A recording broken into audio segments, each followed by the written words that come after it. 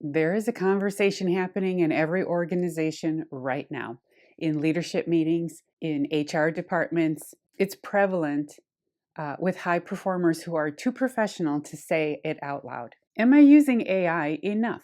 And if I start using it more, what happens to me? Not to my productivity, not to my output, to me, to the judgment I've spent, 15 years building, to the voice that people in important rooms have learned to trust, to the thing that makes me valuable that I can't quite put into words, but I know is real, and I know AI doesn't have it. So that anxiety is legitimate, and no one's giving it a straight answer. Most AI content tells you what AI can do. Summarize, draft, analyze, automate. And yes, it can do all of that, but that's not the conversation your career needs right now. The conversation your career needs is this: how do you use AI in a way that amplifies your authority instead of quietly replacing it? Because, and we've seen this, there is a version of AI adoption that makes you more productive and simultaneously makes you less visible, less distinct, less you. And in a C-suite environment where your reputation is built on judgment, your voice and your ability to read the room and make a call, that trade-off is not acceptable. So today we're talking about using AI without losing your executive presence. And by the end of this video, you'll have a framework for exactly where AI belongs in your professional life and where it absolutely does not. That feeling you have that something important is at stake, you're right.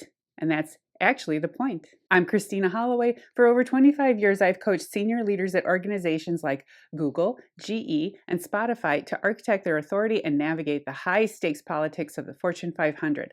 On this channel, I show you how to recognize the power plays hiding in plain sight and how to communicate with a presence that demands a seat at the table. Before we get into today's topic, I want to give you some context because this month I'm doing something a little different on this channel. In March, we built a field guide to the power plays that hold high performers back. We named the patterns. We built the playbooks.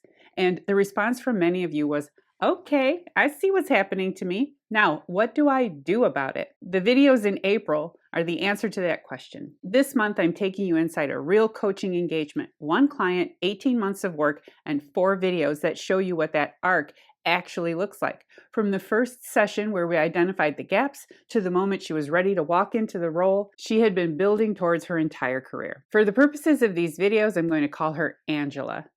Some of the details are changed to protect confidentiality, but the situation is completely real. I've seen this exact journey play out across industries and levels of seniority. What makes Angela's story a little different from most career development stories you'll hear is this: she didn't do this alone. Her supervisor was involved, her skip level was involved, HR was involved, and I was involved. Not just as Angela's coach, but as a strategic partner to everyone in that room who wanted to see her succeed. Because that's how real advancement works at the highest levels. It's not a solo climb. It's a coordinated effort with a shared goal. These are by far my favorite client engagements, and I am excited to take you inside one. Today is session 1, and the question Angela walked into our first coaching session with is probably one you've asked yourself recently too. All right, so let's get started. So let me tell you about Angela. She is an assistant general counsel at a mid-sized financial services firm. She's been in that role for several years. Sharp, dependable, excellent at her job. Her boss, the general counsel, has just announced that he's retiring in 14 months, and Angela should be next. She knows the organization, she knows the work. She's been doing significant pieces of the GC role for years, in the background, without the title, without the recognition, and without anyone explicitly preparing her for what comes next. She is, by every reasonable measure, the internal candidate. But the leadership team hasn't said that, not yet. And in that silence, in the space between "you're doing great" and "the role is yours," Angela is sitting with a very specific kind of pressure.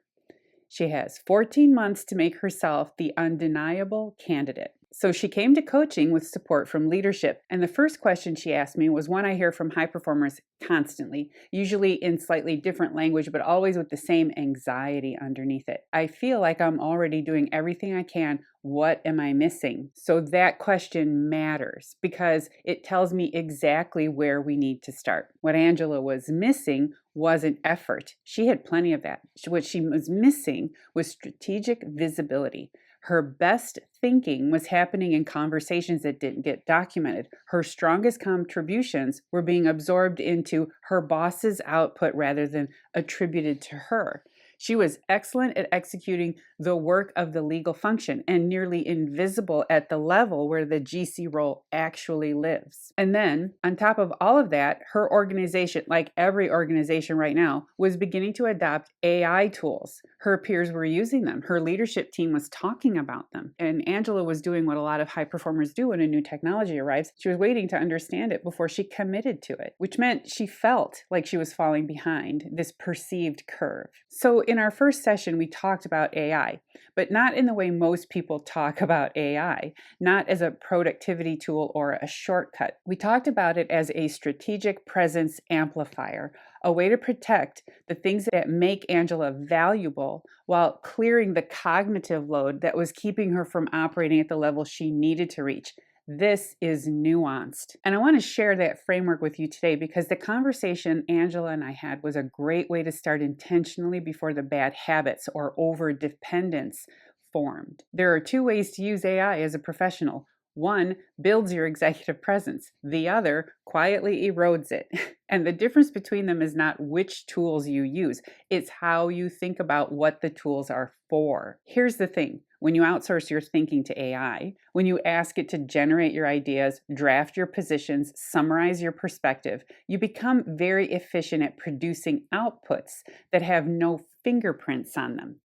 No intentionality, no voice, no point of view. And in an executive environment, your fingerprints are your currency. The leadership team isn't evaluating Angela's memos. They're evaluating Angela's point of view. If her memos start sounding like everyone else's memos, polished, comprehensive, and completely interchangeable, she has made herself more productive and less promotable at the same time. That is the trade-off hiding inside the AI productivity conversation. And it is the thing Angela needed to understand before she touched a single tool. AI should never replace your thinking. It should protect the conditions under which your best thinking happens. That reframe helped us understand how to approach the next 14 months, and it's the foundation of everything else we're going to cover. Before we could talk about where AI fits into Angela's preparation, we had to evaluate something else first. We had to map where her executive presence was actually leaking, because here's what I know. The problem is rarely a lack of capability. It's almost always a lack of visibility into the capability.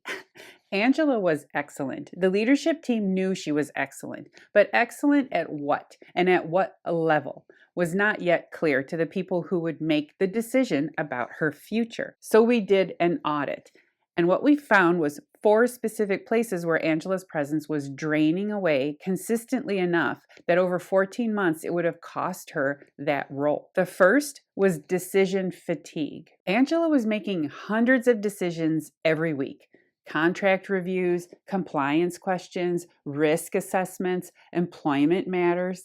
The volume of operational legal work running through her desk was relentless, and that consumed the cognitive bandwidth that strategic thinking requires. By the time Angela got to the end of her day, the mental energy required for big picture thinking, for complex judgment calls, for the kind of nuanced strategic conversations that happen at the leadership table was already spent. So at this point, she wasn't burning out yet, but she was stuck and she was burning through the wrong fuel. The second was communication debt. Angela had relationships she needed to be building. Her skip level, the CFO, the chief risk officer, the HR lead, who would eventually be involved in the succession conversation. These were the people who needed to see her as a strategic peer, not just as a legal resource they called when something went wrong. But she wasn't investing in those relationships consistently, again, because she didn't have the bandwidth. Communication debt is what happens when you're so busy doing excellent work that you don't have the time to make sure the right people know you're doing it. A coffee conversation kept getting pushed, a follow-up email after a key meeting never got written, a brief check-in that would have taken 10 minutes kept landing at the bottom of a list that never got shorter, and that's cumulative buildup. The third was the visibility gap. This one is subtle, and it's the one I see most often with clients who are technically excellent. Angela's best thinking, her sharpest legal analysis, her most strategic risk assessments, her most nuanced judgment calls was happening in conversations, in meetings with her boss, in one-on-one discussions with her colleagues, in her own head at 11 o'clock at night. It was not getting documented. It was not getting attributed, and it was not landing in the places where the leadership team could see it and connect it to her. Her boss, the outgoing GC, was, without intending to, absorbing a significant portion of Angela's strategic thinking into his own output. Not maliciously, but that happens when a strong executor supports a strong leader. The thinking flows upward, and the credit follows the title. So Angela needed to change that dynamic. She needed her strategic thinking to be visible, documented, and clearly hers before her boss walked out the door. She needed to move out from under him and his shadow. The fourth was creative stagnation. The GC role wasn't just going to require Angela to do what she already did, but better and a higher level. No. It was going to require her to bring new thinking to the leadership table, to have a perspective on the business, not just the legal function, to walk into rooms with ideas, not just analysis. And Angela, if she was honest, had been operating in execution mode for so long that generative thinking felt unfamiliar. She knew how to respond to problems with precision. She was less practiced at anticipating them, less practiced at proposing solutions before anyone asked, less practiced at showing up in a room as a strategic voice rather than a legal resource. Pay attention to what I just said. Go back and listen to it. If you want to build a strong career, that's where you start to make a name for yourself. That was the gap. Posture. So, 4 leaks in Angela's executive presence, and that's where we started. And this is important. None of these leaks were Angela's fault. They were the predictable consequence of being excellent at an execution level role for long enough that the strategic layer never fully developed. She had been so valuable as a doer that no one, including her boss, had deliberately prepared her to lead. And that happens a lot. And these are the people I work with the most, which is exactly why the next 14 months mattered so much. And exactly why the way she used or didn't use AI was going to make a meaningful difference. So once Angela and I had mapped where her presence was leaking, we talked about where AI could help plug those leaks without replacing the thing that made her valuable. And I want to be clear about how we approached this. We weren't looking for ways to do more. Angela was already doing more than enough. We were looking for ways to protect her judgment, her voice, and her visibility so that the 14 months ahead of her produced the right kind of evidence about who she was becoming, not just what she was delivering. Here's what that looked like in practice across each of the 4 areas. Number 1, decision fatigue. Protecting your judgment by clearing the path of it. Angela's operational legal volume wasn't going to decrease, but the cognitive weight of it could. We identified a specific category of work: first pass contract reviews, initial research on recurring compliance questions, preliminary risk summaries, where AI could do the groundwork reliably enough that Angela's job shifted from doing the analysis to reviewing it, refining it, and making the final call. That shift sounds small. It isn't. When you move from generating the first draft to evaluating it, you free up the part of your brain that generates original thinking. Angela started using the time she reclaimed from first pass work to think about the questions nobody was asking yet. The risks on the horizon, the strategic implications of decisions being made 2 levels above her, the perspective the GC role would require her to have, and that she now had the bandwidth to develop. Her judgment didn't change. The conditions for her judgment improved. This is a skill that needs time to develop. It is not about deciding left column or right column. It is finally asking, what are we doing here? Why is this data coming back this way? How does this impact the business? Number 2, communication debt. Staying present with the people who matter. Angela had a list in her head of relationships she needed to tend. We made it explicit. Her skip level, the CFO, the chief risk officer, the HR lead. 4 people who needed to see her as a strategic peer over the next 14 months. This is your influence chart. I actually have a full video on how to build your influence chart. I'll link it right here because this framework deserves its own deep dive. We built a simple rhythm. After every significant interaction with any of those 4 people, Angela used AI to draft a brief follow-up, not a formal memo, a 2-paragraph email that captured the key ideas from their conversation, added one additional thought that demonstrated her perspective, and left the door open for the next exchange. It took her 10 minutes. It would have taken her an hour without the assist, or more likely it wouldn't have happened at all. The follow-ups were always hers. The thinking was always hers. The voice was always hers. AI just removed the friction between having the thought and sending it. Remember this. Presence isn't just about being in the room. It's about being remembered after you leave it. Number 3, the visibility gap, getting your thinking out of your head and into the record. This one required the most deliberate practice. Angela's strategic thinking was happening in conversations when we needed it to start happening in writing, attributed to her, visible to the right people, building a body of evidence about how she thought at the GC level. We created what I called a strategic brief habit. Once a week, Angela spent 30 minutes with AI working through one significant issue facing her organization, a regulatory development, a risk on the horizon, a strategic question that leadership team was wrestling with, and produced a 1-page perspective memo, a strategic point of view, her read on the situation, her recommendation, her reasoning. Some of those memos went to her boss, some went directly to her skip level with a note, "I've been thinking about this and wanted to share my perspective," right? Some just went into a document she kept for herself, a running record of her strategic thinking over 14 months that she could point to when the conversation about the GC role became explicit.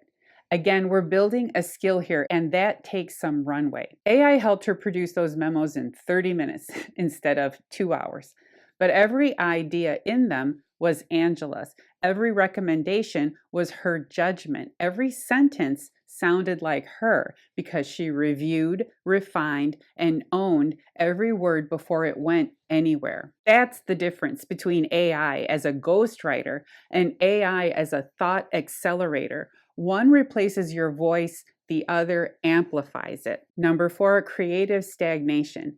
Thinking bigger by stress testing harder. The 4th area was one Angela found most surprising and most valuable. Before important meetings or significant conversations with leadership or any moment where she needed to show up with a strategic point of view, Angela started using AI as a preparation partner. So she had her ideas, but she wanted to pressure test them. She would share her thinking with AI and ask it to challenge her, find the holes, identify the counter arguments, surface the questions someone smarter might ask. And then she'd work through those challenges until her position was tight enough to defend in any room. She walked into leadership conversations more prepared than she had ever been. Why? Because AI helped her find the weaknesses in her own thinking before someone else did. So she stopped being surprised in the boardroom. And amazingly, when you stop being surprised by things, people start calling you strategic. It's great. Now, I want to take a moment before we close today to talk about the boundary, because everything we've covered so far, the 4 leaks, the 4 solutions, the way Angela rebuilt her presence architecture over 14 months, only works if you understand where AI stops and you begin. And I want to be very precise about this because the most common mistake I see high performers make with new tools is losing track of what made them valuable in the first place. So here's what AI cannot do for Angela and cannot do for you. Number 1, AI cannot build your reputation. Your reputation is built in moments. The meetings where you saw something nobody else saw. The conversation where you said the hard thing that needed to be said. The judgment call that turned out to be right because you understood the situation more deeply. Those moments accumulate over years. That's your reputation. It lives in the way you make an impression on other people. No tool builds that. Only you build that. Number 2, AI cannot read the room. There is a specific kind of intelligence that happens in real time in a room full of people with competing interests, unspoken agendas, and decades of institutional history between them. The ability to feel when a conversation is shifting, to know when to push and when to wait, to recognize which person in the room hasn't spoken yet, and to understand why that matters. To say exactly the right thing in exactly the right tone at exactly the right moment because you've been paying attention to everything that led up to it. That intelligence is what leadership at every level requires, and it cannot be delegated, automated, or accelerated. It can only be developed through experience, through reflection and through deliberate skills development. Number 3, AI cannot make the judgment call. This is the one I want to land most clearly because it speaks directly to the anxiety underneath the question Angela and probably you walked in with. In an executive environment, the thing that gets you the role isn't your output, it's your judgment, decision making.